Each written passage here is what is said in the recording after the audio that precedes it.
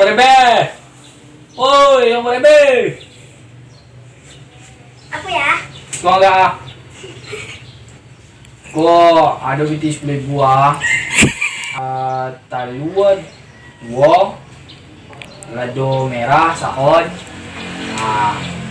Lebih yang balian kapo kate jus di kedai itu ya. Apa?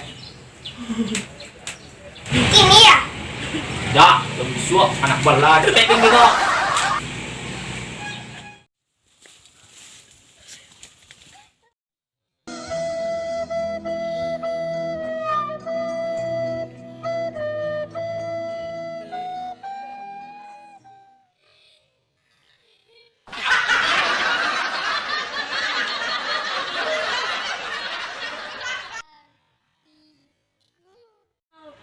Lanjut nak dia tipu tadi dah. Astagfirullah. Weh puak. Beli telur bulat 2. Lado merah saon. Kepuk jangan icek. Ya. Santai lah ngecek nak muncung nak barem yang. Ha, yolah puak. Apa puak? Yo jangan biar. Kau ada 2. Yo. Kau ada saona. Yo. Kau jangan 2. Yo. Kau Yo. yang cie. Wah.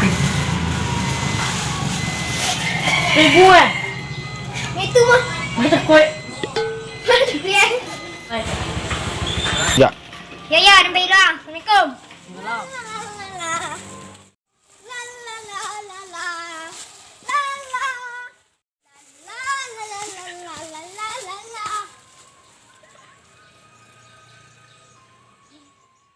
Kau lemah.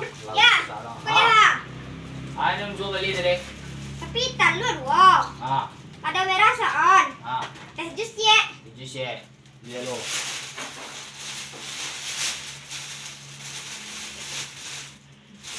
Ikaw gagama ba? Bakit gagama mali? Lain ang suwa, lain lang ang mali. Kurangnya sama mambiak ya. Siya ka nang biya tadi ko. Ada may pajado ya. Kite mga ya. Ada orang kite. Pajado kite eh.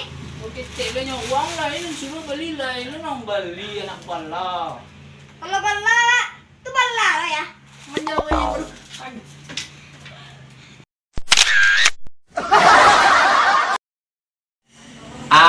Maaf sa dinsanak sa dunyo.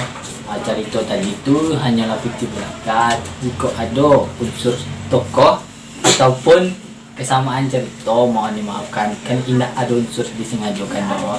Jadi cerita kita tadi kita tutup sampai di situ. Assalamualaikum warahmatullahi wabarakatuh.